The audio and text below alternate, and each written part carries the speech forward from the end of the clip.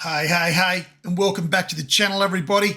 How you all doing? This is a edit from the 3 degree of freedom motion sim platform cut into the 4 degree of freedom motion platform tutorial series. Today we're going to tackle all aspects regarding these ZD1735 12 volt DC 180 watt motors. We're going to cover the levers, we're going to cover connecting a potentiometer to these motors, how we go about doing that, and we're going to cover how to build the motor mount brackets that keep these isolated from the rest of our frame. It's a big video, guys, but let's get into it. I wanted to talk a little bit about the motors here I've selected and why I selected them. These are a heavy duty 12 volt DC rated at 180 watt truck wiper motor. These come out of those massive mining trucks. These are an all metal worm and they connect to an all metal gear and they have zero lash. So they're excellent with a motion sim because there's no clunking in carrying on when we change directions. As mentioned, these are rated at 180 watts. They will operate at 40 RPM when you wire them for the fast speed. And in my use of these motors on this sim, more than fast enough. In computing terms, more than fast enough. Okay, and these are rated for 20 to 100 Newton meters, so they're very strong. And I decided to go with these because I'm a lard ass and I need something that's going to move a lard ass around. This model is ZD1735 for reference. Okay, what we need to do now, guys, we need to get some measurements for our motor mounting points onto our hardwood so then we can build our hardwood brackets. Okay, the doctor just keeps throwing tools in there that weren't included in part 2 tools list. Isn't the doctor great? Get yourselves a set of dividers. These are excellent for measuring accurately distances and are going to be more accurate in a scenario like this than trying to put a ruler between two locations on a motor. So you need to find the center points of your motor mount locations, okay, where the bolts go in. I can already tell you that these are 78 millimeters apart. Now, I've already made my brackets for this motor, so you can in all confidence listen to the doctor. In this case, he is not a dodgy doctor. So center to center on the ZD1735 wiper motor from Motion Dynamics, the hole mounting locations are 78 millimeters apart. Now, you may not have this wiper motor. You may want to source your own wiper motor. Perhaps you're not a lard ass like the doctor and you don't need something as heavy duty. My motion sim, when it is built, is a very balanced motion sim. So you may be able to get away with a smaller wiper motor, particularly if you're a smaller person. The doctor weighs in at around 116 kilograms. Right? And these motors throw me around my motion sim all day long and they don't even crack a sweat. So if you're lighter than me and more like your average skinny European, I'm not going to say skinny American because we all know you Americans ain't that skinny, but you may be able to get away with a smaller wiper motor. If that's the case, what I'm trying to get to here, peeps, is the principles for what the doctor is doing here with building our hardwood mounting brackets here to keep our motors isolated from each other will be the same for a smaller wiper motor. You will just have to measure your motor mounting points because they will not be 78 millimeters apart. They will differ. The rest of the build will be the same. You'll just have to scale it to your wiper motor mounting points. So now that we've got that out of the way, let's keep going. The doctor has his 140 millimeter wide by 20 millimeter thick hardwood decking precariously mounted here to do this demonstration. Let's hope it doesn't fall arse over head. As mentioned, this is a hardwood decking. Here in Australia, we call it Merbau, but you can get various types of hardwood decking. This is a decking that's come from those forests that are killing all the orangutans. You need to measure your 140 wide by 20 millimeters in thickness. You must get 20 millimeters in thickness. Okay, because this is holding our motors to our frame, so it has to be at least 20 millimeters thick, and it must be a hardwood. If you get a softwood, it is going to fail. You must get a hardwood. You need to measure 255 millimeters in length of your hardwood and make a mark. Then get your square. We all know it's hip to be square. Yes, doctor, we've all heard you say that over and over, and it's getting so boring. You will make a mark at that 255 millimeter mark. That is your bracket, okay?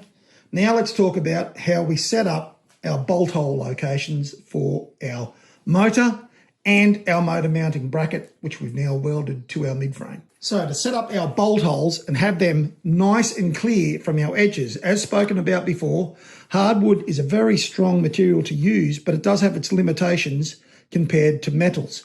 So we need to make sure that we keep any bolt holes, etc., as far from edges as we can, so then we don't end up with any splitting due to excessive forces placed on our hardwood. So we will place our bolt holes in 30 millimeters from our leading edge. Now you can do this either side of the piece of hardwood you've just cut at 255 millimeters. It won't matter at this stage, but this becomes the front of your mounting bracket once this is marked.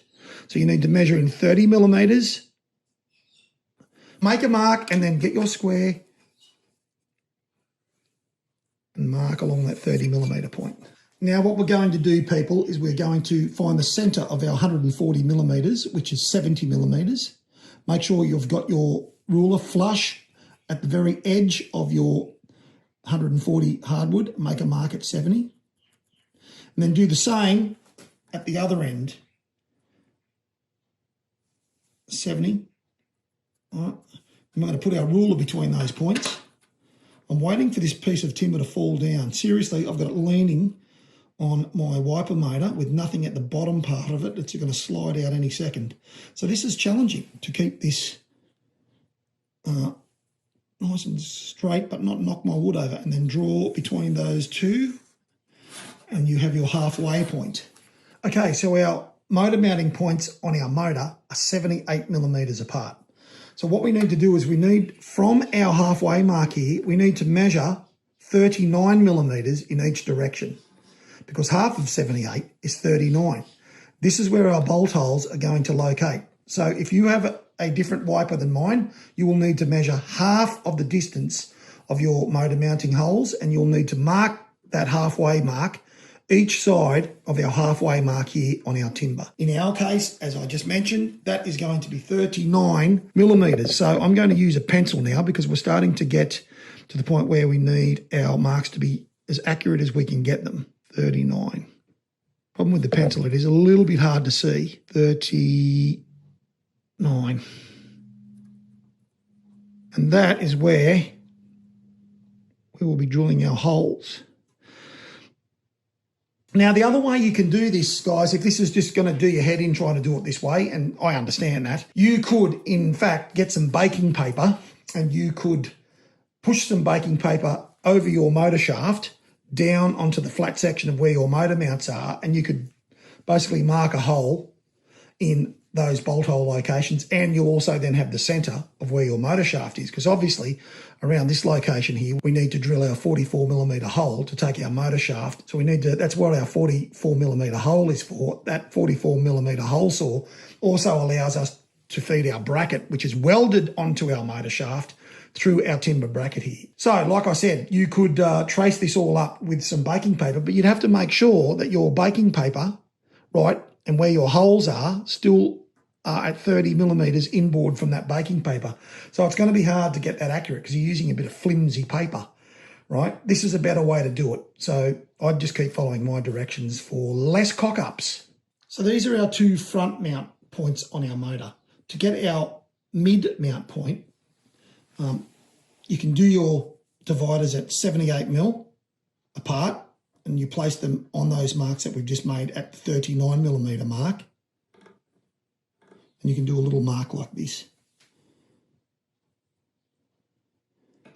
And where they intersect is where your centre point's going to be. Now, I can already tell you what that is to save you the trouble.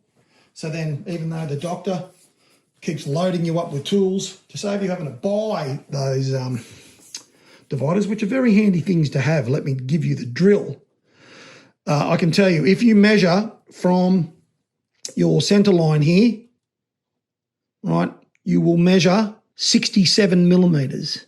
So if you measure from our 30 millimetre inboard line here, 67 millimetres, from this line, 67 millimetres, that's where your mid-mount bolt hole will be located. Now we need to find the centre point where our motor shaft will come through our bracket. It's the 44mm or 45mm hole I spoke about earlier that you need to be able to drill with a timber hole saw. It needs to be that size because our motor levers are actually going to be welded onto our shafts on our motors. So they can't be placed on this after we've put the motor on the bracket. So they have to be able to feed in. So you need a hole that size to be able to get the brackets that you're going to build that are welded onto your motor shafts through your bracket, okay? To get this midway point, we need to measure the distance between our bolt hole locations, and they're all 78mm. Rightio, so we'll measure from both of our front motor mounting points here to our mid mounting point. You will mark the halfway point at 39mm and make a mark. From your other front motor mounting point, do the same. Measure halfway point, which is 39mm, make a mark. And then simply draw to the opposing line from each one of those front motor mounting points. Draw a line across, and there's your midway point for your 44mm hole. Okay, once you've marked these in and then you've cut your bracket at the 255mm mark, we're going to clean these up. We're going to clean this piece up so our corners, like on our metal, are rounded and just do it a little bit nicer if we happen to come into contact with them. Now, those flap disc pads that I've already talked about, this is a brand new one. These are also excellent for working with timber. Obviously, they're just sandpaper. So I use mine to basically round all my corners, round the edges off a little bit and just make the whole thing a little bit more pleasant, a little bit more tactile. So do that before we drill our holes. You'll have your piece basically looking like this after using your sandpaper pad on your angle grinder.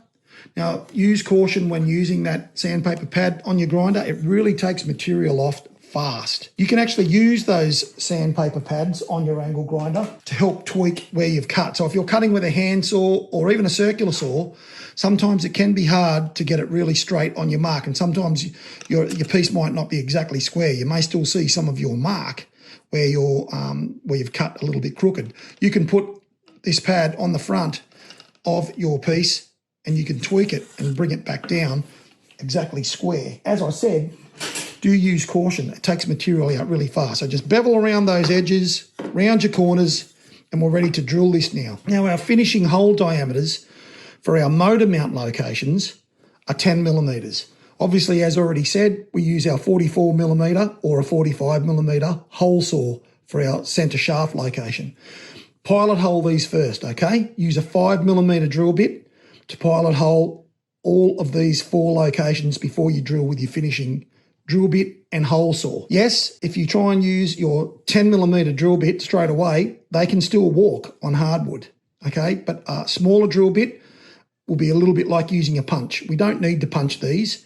Just a 5mm drill bit first, finishing with a 10mm drill bit on our bolt hole locations for our motor mount points. And then we'll finish with our hole saw here and I will show you how that is done. Okay, there's our 5mm pilot holes, right, drilled in those locations. Now you'll get your 10mm finishing hole diameter and you'll drill in your 3 motor mounting points. Okay, let's get our 44mm hole in our shaft centre location. Now when you're using a hole saw in timber, you do this. While you're using it, you just slightly oscillate your drill to allow more of a cutting motion, all right?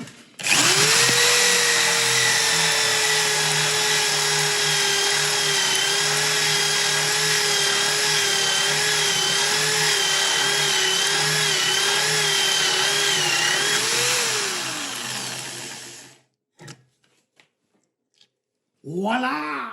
Okay, now as accurate as the doctor is, I can tell you now, sometimes, and because we've drilled these holes at 10mm in diameter for our motor bolts here, okay, it is almost an interference fit because we want these holes to not have any slop in them, okay?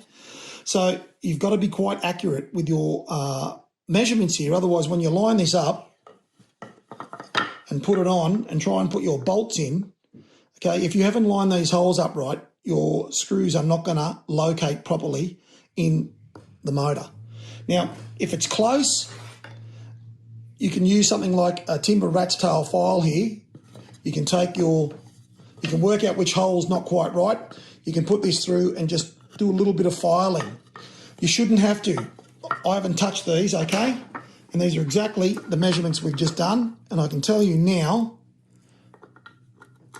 that, and I'm just waiting for this to make a liar of me, like so many things do to the doctor, as you've already seen in other videos. So far, so good. And I can see that is going to line up. Yeah, so this one's a bit tighter, okay, because it is really, really close. But they fit. Impact drive, socket connector.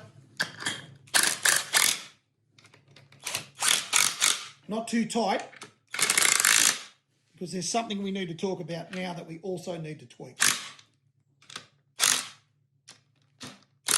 Now, this may have even made a mark on it as I've done this. Now, the problem is, on these motors, there's these chunky tangs. Oh, tangy! Okay, so what they do is on this side, they actually stop our motor mount bracket from sitting flush, okay, which means it's going to be cocked, which means, as you can even see there, that our shaft coming through is cockeyed. So what we've got to do is we've got to mark where that tang is on our timber.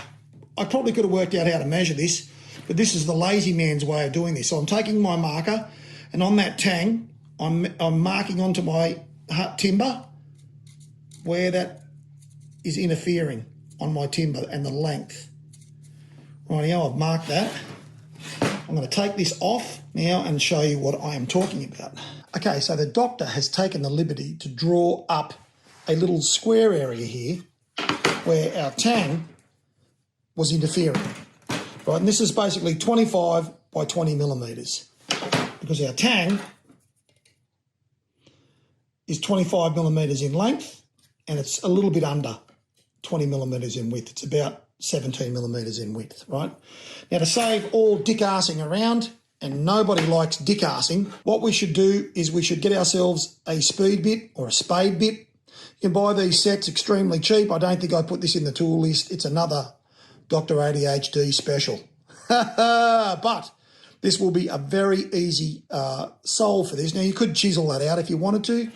Okay, if you're going to choose to do that, peeps, then you need to chisel where you've marked this out 7 millimetres in depth, okay? It has to be 7 millimetres taken out of this. A great way to do that is with our spade bit, right? You can just put that right in the middle, run it into your timber and take out that roughly 7 millimetres, 7 to 8 mil inwards, and then your motor will sit flush. I'll give you a demonstration of what I'm going on about. Okay, so we want to take roughly 7 millimetres out of this. Now, using a 32 mil bit, you could use a 25 mil bit. 32 mil bit just allows any user error.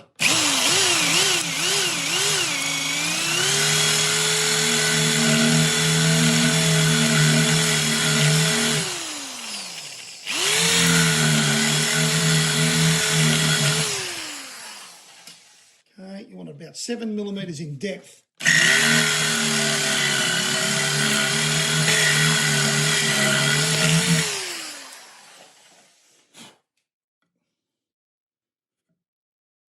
Yep, if you take a little bit more out, it's not going to be the end of the earth, because really we could actually technically drill a hole right through this. It's not going to matter. Our bracket's sort of further up here, but I would advise you to not take it out. You don't want to weaken your bracket in any way, so the least material we can take out, the better. So that's an effective way of solving that problem on the motor tangs. Okay, the last thing you need to mark on your hardwood timber bracket is from the backside now. So our holes are at this end.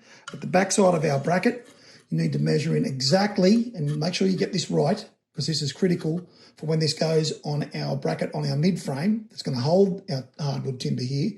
Measure in 100 millimetres, right, from the end, 100 millimetres in, make a mark, put your square on, draw a line. Okay, guys, this is how we line this up on our mid frame bracket. Okay, so that line that we just drew in, 100 millimetres from our end, you need to get that line and you need to line it up with your bracket, okay?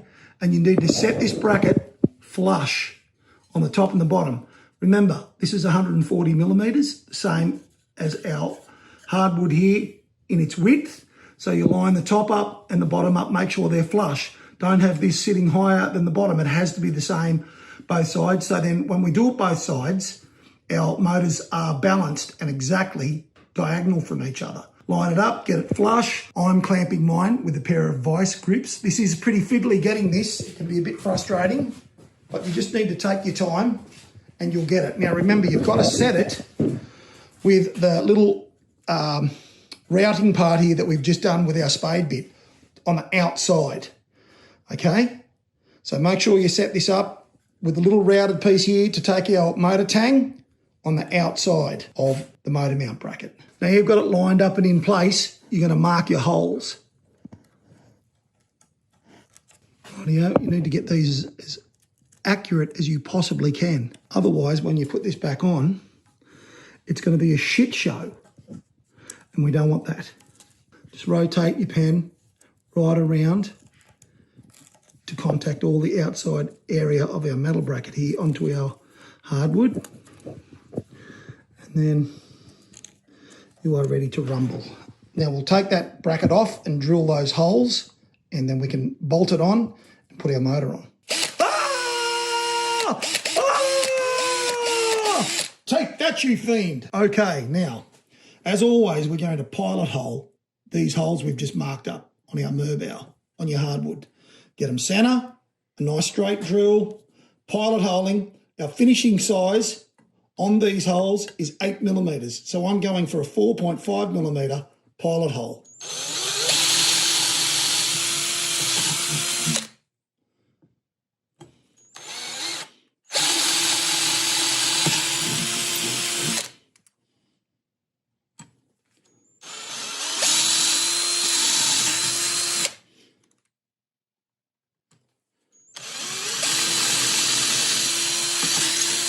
Ye old finishing size. Now, I can guarantee without a shadow of a doubt, these will not be quite right. A little bit like the doctor.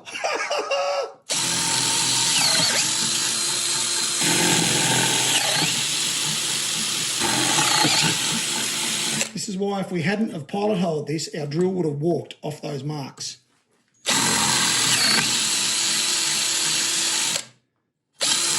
Now when we turn this over, it'll be pretty nasty on the back.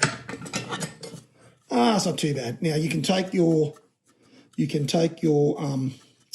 sanding pad again on your angle grinder, and you could smooth all of this up if you want. You have the option, of course, to paint this.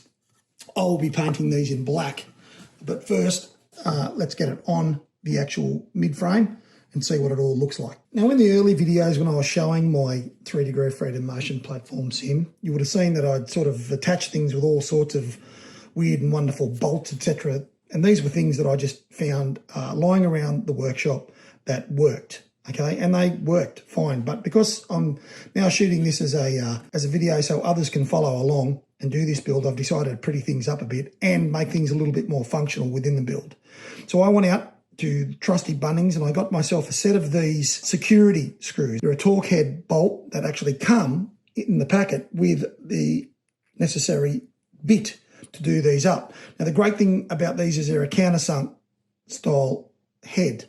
So when we put them in here, we'll be able to countersink this, which we'll do now, and then these will sit nice and flush inside our Merbau and they won't contact our motor in any way, because we have to remember these bolts are going through our frame. We don't want our motor at any point, which is ground, to touch any of our frame. So this is an excellent idea. I ended up with my old build having to countersink some of these holes quite deep for my normal bolts that I use that were lying around, and it's not ideal because, you know, I'm taking out material of my hardwood. So this is a much better way to do this. So let's countersink these first with the countersink. And I'd recommend you buy these. So they're a security bolt. This set comes with the actual bit that's needed for that torque security connection there. And they are 45mm in length. So they're an M8 45mm security bolt by Pinnacle. There you go. Let's countersink these holes. Okay, just when you thought it was safe to go back to your bank account, the doctor is recommending yet another tool. So this is a little countersink tool, okay? This is actually a metal one, but it will work fine in this application. I think I bought a 3 set of these, different sizes, I don't know, maybe for about $6. They're cheap as chips, guys. This is a 5/8 in size out of interest. This will suit this down to the ground.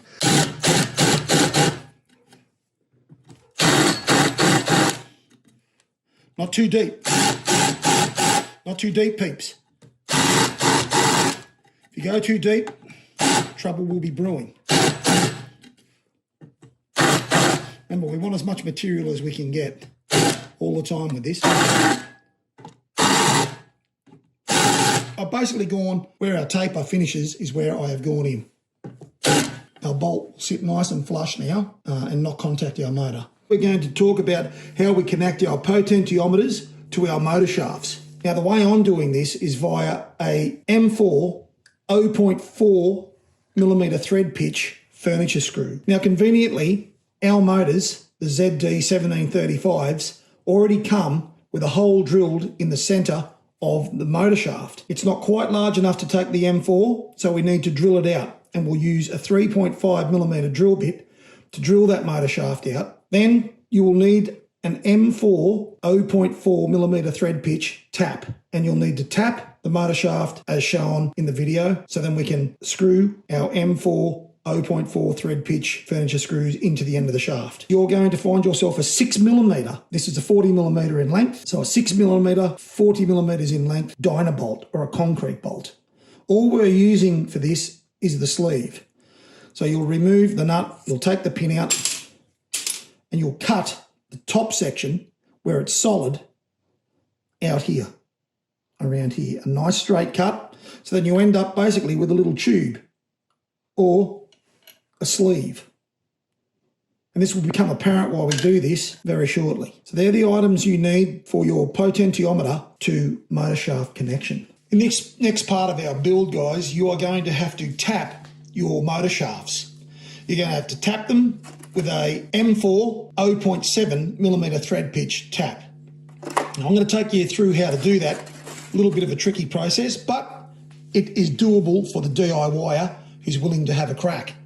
So I'll take you through how to do that. Now, the demonstration is not going to be technically on our motor shafts because the doctor has already got his motor shafts drilled and tapped, so I can't show you how to do it that way. So I'm just going to cut a little bit around, which is going to be very similar to our motor shaft, and I can just take you through the process and the principles that you'll need to follow to successfully do this in your motors without any cock-ups. So what you're going to need to find yourself is a tap and die set. Now, this tap and die set I obtained from the ever-present Aldi here in Australia. Those naughty Germans. This was a set that ended up on special, hadn't sold, and it was $24. And actually, surprisingly, it is made in Germany. So I got a German-made tap and die set from Aldi for $24.95 or something. It was a bargain. Now, it's a basic tap and die, but it has most of the common taps and dies that people would possibly end up using as a DIY hobbyist. I've got some other tap and die sets which are more sort of full on and industrial, but I'm trying to recommend something that the average Joe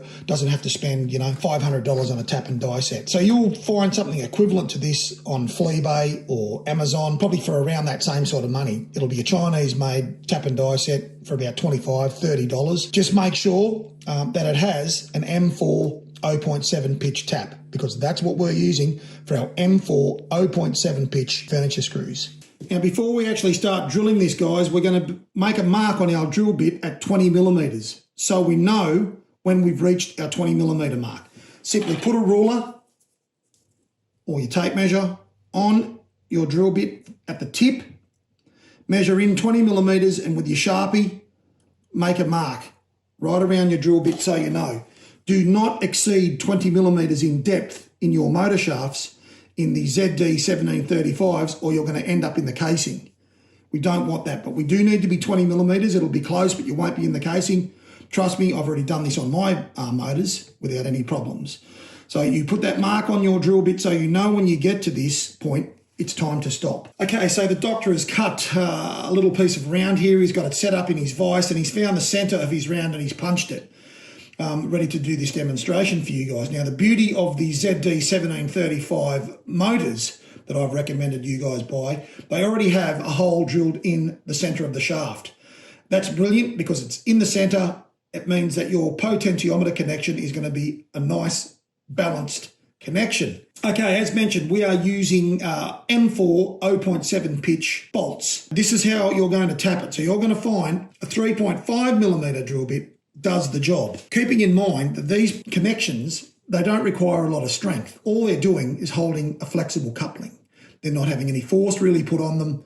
So this works perfectly fine. Now you're going to use a combination of all the skills and principles that we've used in all of our drilling. We're going to use some kind of lubricant. Once again, our trusty WD-40. WD-40 once again will do a great job.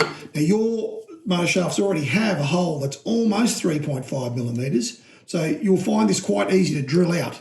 You've just got to be careful because there's already a hole in your motor shaft. You really have to concentrate on keeping your drill straight as you're drilling in. This is a scenario, folks, where it is so easy to snap your drill bit off in your shaft. And if you do that, it is going to be a nightmare. So you just need to go really slowly. You've got a fairly small drill bit here. If you put too much pressure on it and you cock it, you will snap it off in that hole. I can guarantee that.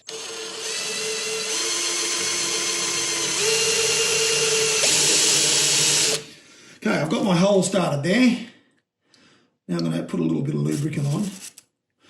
And you'll do this the whole time, even with your pre-drilled motor shafts. You'll put some of your cutting fluid in first, right? A medium pressure, holding it as straight as you can. Same principle with how much speed we have, not too fast.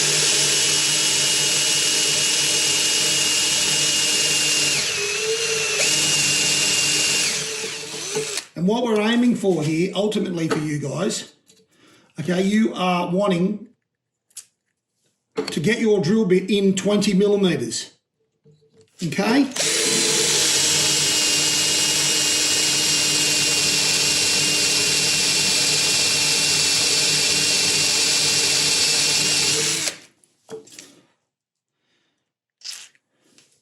We need it in 20 millimeters because our tap needs enough space to put a thread in without bottoming out.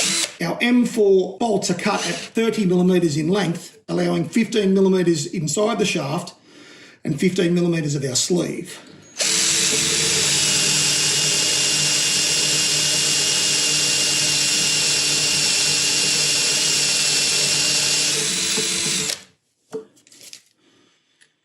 Oh, I could just do this all day long.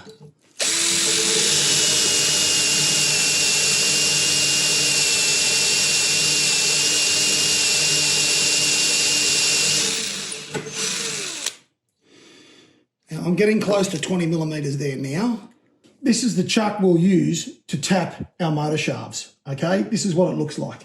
In my kit, this comes out, it's separate, right?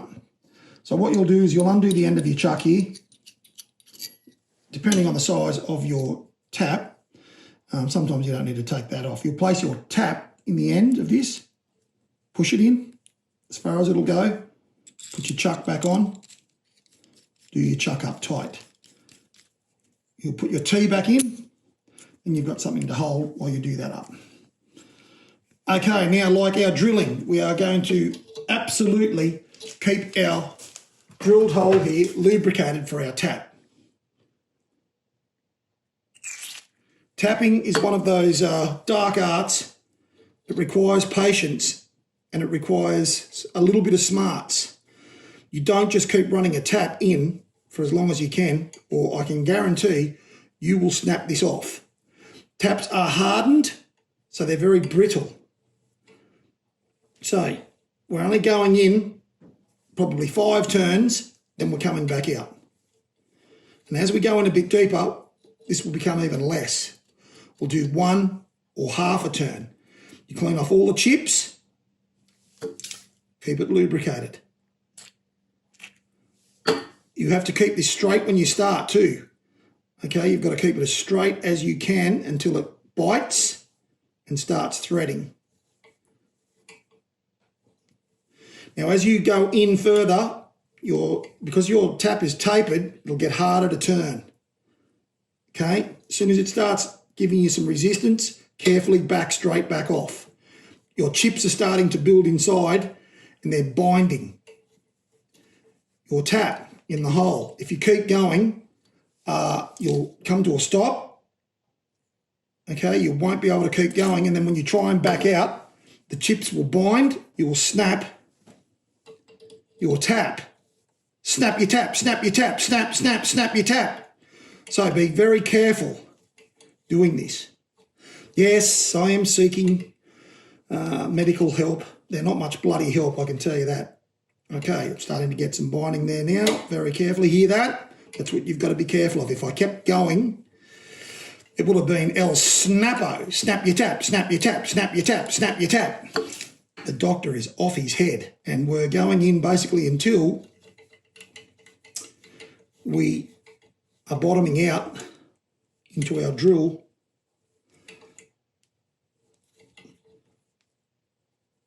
Rightio, you can see there when I was turning that, it was almost twisting the tap. It's time to back out.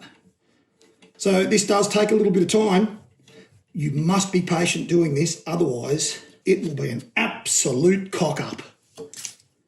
Unlike my little piece around here that I could just cut again and start from scratch, you will not be able to do that on your motor shafts. So if you are not feeling confident doing this, I recommend that you take your motors to an engineer, to a local engineer, because then it's all responsibility on them and not you. See how I'm virtually getting a quarter of a turn before I need to back off? Like I said, this will take you a little bit of time, but to do this successfully and not snap your tap off inside your shafts, you have to go slowly. Now, in a minute, I'm going to mark my tap to see what my depth is, because I think I'm getting close. Certainly close enough. Because once you've got this thread on this, even if it hasn't gone the full 20 millimeters, that doesn't matter. You'll have enough. Yeah, that's it. So I'm bottomed out there. My tap is now bottomed out on the inside where my drill has ended in its depth. I dare not go any further or disaster will be the result. So I'm going to mark my tap here and I can measure it and I'll know that that is indeed the case. Oh, that makes me nervous every time. I have snapped taps off before. This is why I'm trying to give you guys a heads up so then you don't have that same frustration. So as you can see, I'm in there 15 millimeters to where it's bottoming out, okay? So there would be another 5 mil, but we don't need to go any further because once your M4 screw starts in there, it'll just keep happily going all the way in now to the end. There'll be enough thread on here to keep that going. That's how you do it, guys, okay? Slowly and patiently, and then you won't have any problems. Okay, let's talk about how we couple our potentiometers to our motor shafts. We do this via some 9.5 millimeter or 3/8 fuel hose or transmission hose. We also use some clear tube, or it can be black, it doesn't matter. The important part of this tube is the 10 millimeter outside diameter and the 6.5 millimeter inside diameter, because this goes inside our 3/8 or 9.5 millimeter fuel hose, because it's a snug fit for our M4 furniture screws here that go into our motor shaft, and it's a snug fit for our potentiometer shaft. So let's talk about how we work our furniture screws here into our motor shafts. So this is how we connect our potentiometers to our motor shaft via the M4 0.4 thread pitch bolt that I've just been talking about. Now, just for reference, guys, this M4 bolt is cut at 30 millimeters in length. If you can find a 30 millimeter one already and you don't have to cut it, that's great. I could only get 40 millimeter length ones. They do have 30 millimeters, but they were out of stock. So I had to buy 40 millimeter bolts and I've cut them to the right length. Your sleeve, for reference, is cut at 15 millimeters. So that gives us 15 millimeters of thread to wind into our shaft for a nice secure fit. So we'll do this up quite tight when we do it with a screwdriver. The inside tube that we talked about, the 10 millimeter outside diameter, 6.5 inside diameter, will slide over our little assembly here first, like so. Then you'll take your 9.5 millimeter / 3/8 fuel hose or transmission hose, and that will go over the top. That will slide on like so. Okay, all the way in. It'll be a tight fit, that's what we want. Then you'll get a 10 millimeter or 3/8 hose clamp and you'll slide that up and we'll do that up firm so then our hose can't turn on our screw. Now this side here will have our potentiometer bracket. Our inside tube is already threaded into our 3/8 or 9.5 millimeter fuel hose. Your potentiometer will come through the bracket and then it'll push in to our coupling here, right? Then you'll put a hose clamp on and you'll tighten the hose clamp up on the potentiometer shaft as well. This way you've got a firm connection between your motor and your potentiometer, but you've got some flex. It's going to be very hard to get a dead straight connection between these two peripherals. So this allows us some grace if there is any infidelity between the two. Now, we could buy a flexible aluminium coupling. You could buy solid couplings. They've got a spiral cut in them, so they're flexible, but they're reasonably expensive. This was a fairly cheap option, and it does exactly the same thing. And I've used this for weeks in all of my testing of the rig, and it works really, really well. It's a cheaper alternative than buying one of the flexible couplings. I will get back to you when we get up to the installation of our potentiometers about the lengths. This is just a sample piece here and a bit of an overview of how things are going to connect, so you've got a bit of a heads up. I'll come back to you with the actual lengths, etc., of what you're going to need when we come to our potentiometer installation. I woke up this morning meaning I was still alive, because if I wasn't alive, I wouldn't have woken up. You can work out the logic of what I've just said. Okay, guys, let's talk about setting up our motor levers. You will cut 2 lengths of your 30x8 at 110 millimeters in length. You will then measure your 110 millimeter length of bar that you've just cut. You'll measure acrossways and you'll find the center, which is 15 millimeters, because funnily enough, 15 millimeters is half of 30. Probably not actually that funny, just factual. All right, and facts are often not funny. Fiction is a lot funnier. Okay, so once you've found that center mark, draw a line to get the center of your piece. Okay, then what you're going to do is you're going to measure in exactly 10 millimeters at each end and mark. 10 millimeters both end and mark. And like we always do, we're going to punch those marks, okay? At one end, you will drill with a 13 millimeter drill bit. That takes your push rod bolt through your tie rod. The other end needs to be drilled at 16 millimeters. This goes over our motor shaft. Let's talk about that.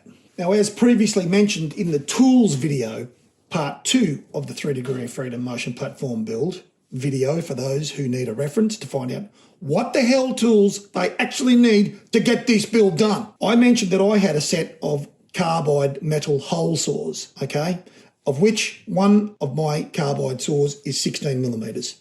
Easy for me. You may not have a complete set of hole saws, but you can source hole saws individually. The main thing is that one of those holes has to be 16 millimeters. I've also mentioned that just a normal twist bit can be bought in 16 millimeters. And if you've bought your drill and it's only a 13 millimeter chuck, then you can buy a 16 millimeter twist bit that will have a 13 millimeter shank machined out of it. So that's the cheapest way to go, okay? You need to drill 3 16 millimeter holes. So you are going to need a 16 millimeter drill bit. You will drill these using exactly the same technique as we've used for all of our drilling. It's a fixed steel, so pilot hole at first, then your finishing holes are 13 millimeters and 16 millimeters. Then at our 16 millimeter hole end, we need to really round that off. So what I found is I just found a washer that was basically the width of my piece here, okay? And just put it right on the edge and just mark around it like this. That gives you a nice guide, right? There's our hole there, where our 16 millimeter hole will be. That gives you a nice guide. This has to be really rounded off. This end can just be cleaned up and the edges can be just mildly rounded off where our tie rod bolt goes through. But at this end that comes through our traction loss bracket, we have to get that material off or it jags on the bracket when you try and put it through your hardwood timber bracket. That's why we need to round those edges off really nicely. So get a milk carton lid or something that's roughly the width of your piece. Put it to the end, okay? Put it to the edge and then just mark it right? And then with your angle grinder, take all that material off. Okay, we want that gone. So this is nice and round on the end. If you do that, you'll be in good stead for the installation of your motors onto your mid-frame brackets. Now, the thing to keep in mind as well is where our 16mm hole goes in here, that means each side of that hole is going to be 8mm. So you'll be very close to the edge here when that hole is drilled. So make sure you get that right. You don't want to blow right through this piece, although it's quite a thick lever that we're building here, and it's not great that we're only going to have 2 mils at the end here. It's not a big deal because this is welded onto our motor shaft all through this location anyway, okay? And the pressure points for this, it's not pulling this way. It just has to go in the vertical, not the horizontal. So not a big deal. But just keep that in mind. Make sure you get that 10mm distance for that mark off the edge here right. Our motor connectors, that will go from our motor shaft, okay, to our connecting rods that go to our top frame. So we need to set this up now so we can weld. So as mentioned previously, in the drill and tap for our potentiometer connector, we're going to leave our screw in there so we don't get any welding material in here. Now what I'm using is I'm putting my engine mount bolts in. So I've got the one that's directly opposite.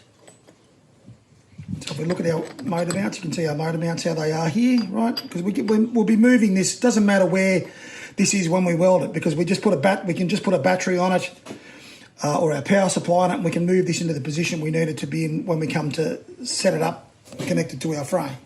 But what we want to do is we want to get it at the right position here on our shaft. Now, I don't know if you can see that, but I've got it just about flush.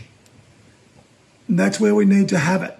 Flush, not down, not up too far, flush. That will give us our clearance. Now guys, when you weld those motor levers onto our motor shafts, it is really important to get them flush as I've shown in the video, because your clearance between your motor lever, okay, and our motor mount bolts are very, very close. If you put your lever, right, if you don't get that flush with the top of your motor shaft, if you put it on too far in and weld it, you're in trouble because it's going to hit your motor mount bolts here. It must sit flush to clear your bolts. So it's really important to pay attention with that and get that right. As I said, use these motor mount bolts when you're putting your lever on your motor shafts as a support. You can use them and screw them out to get your motor shaft level. So get your little spirit level on your lever when you're placing it on your shaft ready to weld, okay? Use your engine mount bolt to basically wind out and assist you to hold this in place and get this level before you start doing your tacks. And just do one tack, okay, first, then check your lever, make sure it's level. You can, with one tack, you'll be able to sort of tap it with a hammer if it's moved. Make sure it's level after the first tack, then get your next tack in directly opposite that tack, all right? And you'll just tack this around, right around. Good hot tacks, because it's a 15mm shaft and we've made a 16mm hole. You've got lots of space to get weld in for this to be nice and strong. And you'll make sure you put a bevel on the top of your motor shaft, okay? Now it's slightly beveled as it is, but just run your grinder around the top edge of your motor shaft to put a slight bevel on it, so then that also creates some more space for your tacks to really go in and hold that lever on. And then of course you'll run 3 tacks in the back. It's very hard to see this. You'll just do 3 tacks in the back, diagonally opposite each other. One here, and one right at the back on the inside on your shaft to your motor lever. If you do that, your motor levers are going to be good for the life of your sim. Don't weld it down here or up too high, flush, and you can use one of the motor mounts to help you establish the height that you need, okay? And then you're going to carefully tack this around. Once you've got it flush, you're going to just do some very light tacks around. We're not going to put lots of heat into this, short bursts of good tacks, because we don't want to heat up our motor too much and melt something in the motor. And then we're going to do the same on the other side, just in 3 positions. Across from each other and 1 at the back. 3 tacks. 1, 2, 3 underneath. What you're looking at here is our rear traction loss motor lever, okay, which is welded onto our rear traction loss motor. Now, this is a 2-stage lever because we need to be able to remove the longer section of our lever so then we can get our motor in and out of our bracket. So you'll cut 2 pieces of 8mm by 30mm mould flat steel. So you need to get yourself 1 metre of this stuff, okay? Because we use this on this motor and our front motors. So you need to cut 1 length of this at 160mm in length, and you need to cut another length at 110mm in length. Our 160mm length you will find the centre of, make a couple of marks as we always do and draw a centre line along to get your centre. Okay, then you're going to do the following with these hole locations. Now these hole locations allow you to be able to tweak the geometry of your rear traction loss to be a longer arc or a shorter arc. And it's handy to have it this way. Now I've ended up using mine basically at the back for the full traction loss, but sometimes that's not always the best thing.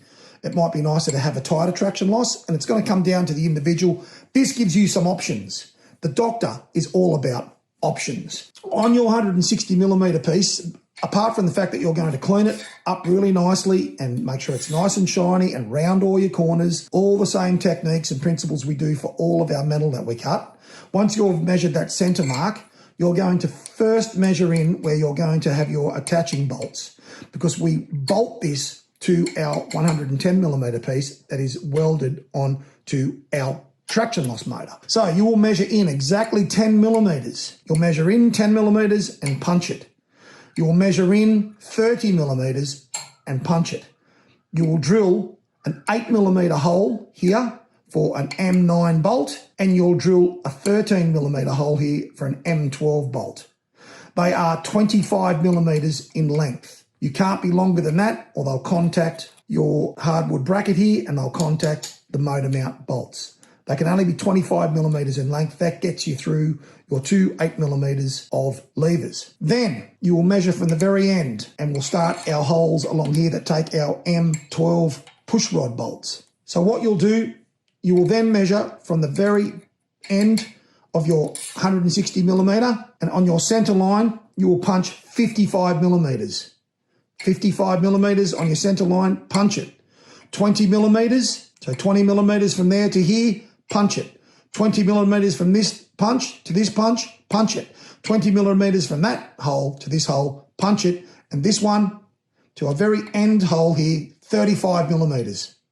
35mm for the last one. Punch it, and you'll drill those all with a 13mm drill bit, and you'll pilot hole them first with an 8mm drill bit, okay, to make your life easier, as we've done in all of the other videos. So obviously, once this has been punched, these 2 holes here, you will need to place on your 110mm 30 by 8mm mild carbon steel. You'll need to place that on and mark those first 2 holes onto your 110mm bracket, so then you can punch that bracket and drill those holes. I've located this top bracket. It is located 35mm onto your 110mm, right? So this overlaps 35mm inboard onto that guy. Now, don't worry about all this business here, okay? This is, fairly convoluted and will not be necessary for you. You'll just have a normal piece. This is like staggered in 3 stages upways, because originally when I was building this bracket, it was a test and see, and it took me a while to work out what my finishing length was on my lever bracket for the correct geometry in the rear traction loss motor, so then I could get the nice amount of traction loss that I was after. So you won't have all of this staggered business here, right, where I've cut brackets, welded them on, yada, yada, yada, shum-na-na-na-na-na. Someone has stolen my Honda. You will just have one 110mm piece that goes onto your motor shaft, and you'll only stagger your 160mm piece on top of that piece. Okay, children, that's what's going on there. Please don't panic about that. let's get this on our mid-frame and then let's get our motor on and have a look at the finished result. Now the doctor hasn't gone too crazy doing these up really tight because this all has to come back off again. So when you do this at your final stage of installing your motors, you will use some thread locker with these nuts. They don't come with washers in that particular set. You could use a spring washer or something if you want. I will be using some medium strength Loctite when I actually tighten these down after I've painted my bracket. Now, when your motors go on, because these are a left-hand motor, one motor actually ends up in the opposite direction on the mounting bracket than the other. This is all just so much fun. It's hours of fun. And I know you're all having hours of fun doing this and watching the doctor perform miraculous feats of stupidity.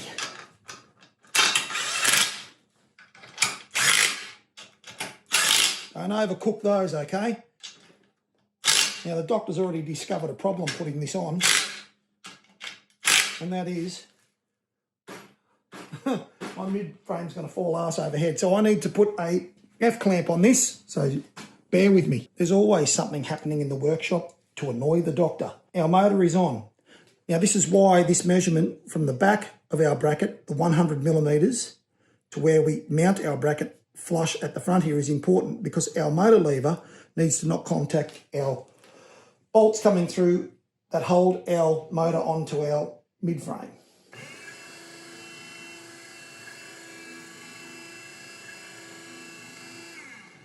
We are laughing all the way to the bank, so you do need to follow those measurements, or if you're using an alternative wiper motor, you're going to have to work that out. Keeping in mind that your levers, these levers that we weld onto our motor shaft here, they're 110 millimeters in length. So keep that in mind for your build. Now, what I wanted to do is just show you a quick look at what I was talking about with our motor angles, okay? Now, we're looking at our left-hand side front motor here. If I was sitting in the rig and looking forward, this would be the left-hand side motor. You'll see that it ends up at a 45-degree angle this way.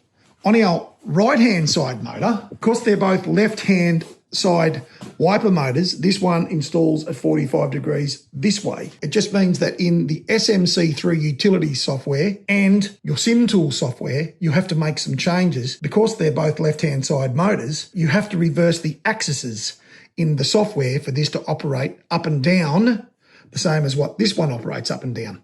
Anyway, we'll get into that when we show some more testing in the SMC3 when we first put our motors on. Oh, I've just knocked over my bloody tripod. Apologies for the video going for so long, but there's a lot of content, once again, to cover. Big thank you to everyone who's subscribing. Again, I really appreciate everyone who's subscribing. Appreciate the ad, guys. We're really starting to gather some momentum now in this build. Until I see you guys in the next video, you guys stay safe, stay healthy, and take it easy out there.